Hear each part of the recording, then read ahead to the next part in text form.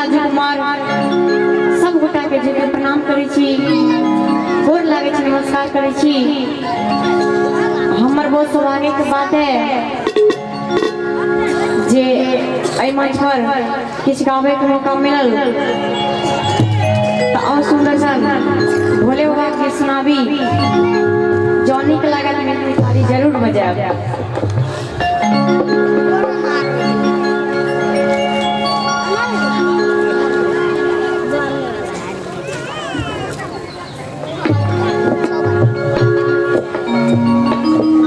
भोले पार्वती संग झूलै छै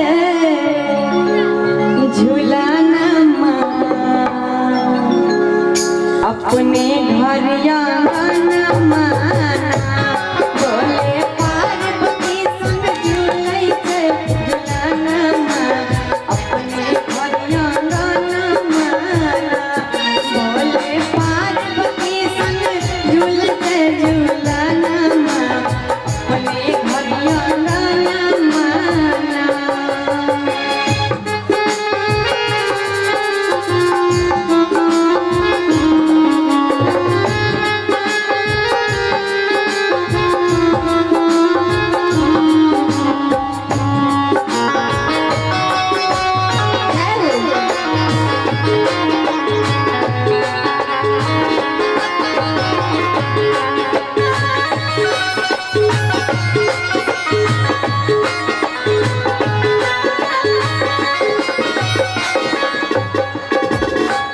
गौरी कइने चक सिंगार भोला मखई कइने पैर।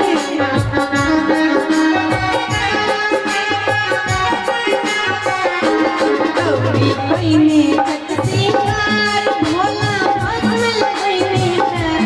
बरसे सावन भीगे, बरसे सावन भीगे बाबा के दर्शनमा, अपने घर आंगनमा।